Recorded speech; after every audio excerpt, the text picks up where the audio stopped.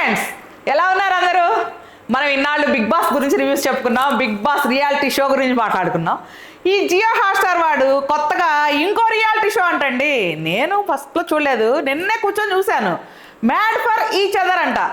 Okay అబ్బా, ఇదేదో కొంచెం ఇంట్రెస్టింగ్గా ఉంది అని చెప్పేసి నేను కూర్చొని ఊరికే పెట్టుకుంటే, మ్యాడ్ ఫర్ ఈచ్ అదర్ అనేది ఒక రియాలిటీ షో. దానికి 3 జడ్జిలు. సరే బాగుంది.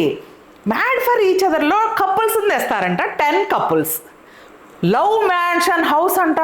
అసలు మన బిగ్ బాస్ హౌస్ ఏమనికి వస్తుంది ఫ్రెండ్స్. రూమ్స్, వాళ్ళు లోపల అంత హంగామా అయితే అదిరిపోయింది.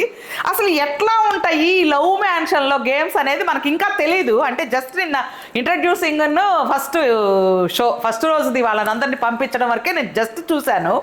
కానీ దాంట్లో నాకు ఒకటి నచ్చలేదు ఫ్రెండ్స్. 10 కపుల్స్ని తీసుకొచ్చా ఉన్నారు. 11 ఇయర్స్ మ్యారేజ్ అయిన వాళ్ళు, 15 ఇయర్స్ అయి పెళ్ళైన వాళ్ళు, ఏదో పెళ్ళైన వాళ్ళు భార్యాభర్తలు, మన ఇండియా సాంప్రదాయము, మన భారతదేశ సంస్కృతి.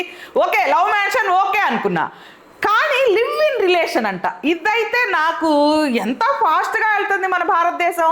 ఈ లివ్ ఇన్ రిలేషన్స్ ఏంటండి అంటే, ఇప్పుడు పిల్లలేమో అదేముందా ఆంటీ, అది వాళ్ళ మామూలే, కొత్త కాదు. కానీ నాకు ఎందుకో అది నచ్చట్లేదు ఫ్రెండ్స్. లివ్ ఇన్ రిలేషన్ అంట, 9 years together live in relation అంట, 8 ఇయర్స్ అంట, వాళ్ళు కపుల్స్ అంట. వాళ్ళని కూడా ఈ లవ్ మ్యాన్షన్లో పడేయటం, మ్యాడ్ ఫర్ ఈచ్ అదర్. ఇదైతే నాకు ఎక్కల. మ్యాడ్ ఫర్ ఈచ్ అదర్ ఏంటి, made for each other. Mad for ఎవరిని అంటారు? జంట, పెళ్ళైన వాళ్ళని, భార్యాభర్తల్ని మేడ్ ఫర్ ఈచ్ అదర్ అంట. ఈ పెళ్ళి కూడా కాకుండా వీళ్ళని కూడా తెచ్చి ఈ మ్యాన్షన్లో పడేసి, వీళ్ళ గేమ్స్ ఏంటో, వీళ్ళ ఎలిమినేషన్స్ ఏంటో, అసలు వీళ్ళ ప్రోగ్రామ్ ఏంటో నేను ఇంకా పూర్తిగా చూడలేదు. కానీ చూద్దాం, మన బిగ్ బాస్ అంతా ఇది ఎక్కుతుందని నేనైతే అనుకోవట్లేదు. చూద్దాం.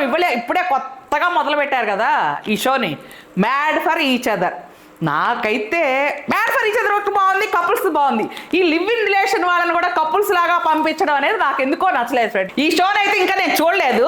చూసాను ఫ్రెండ్స్. నేను బిగ్ బాస్ రివ్యూస్లో ఉన్నట్టుగా నిజాయితీగా రివ్యూ ఇచ్చేదాన్ని.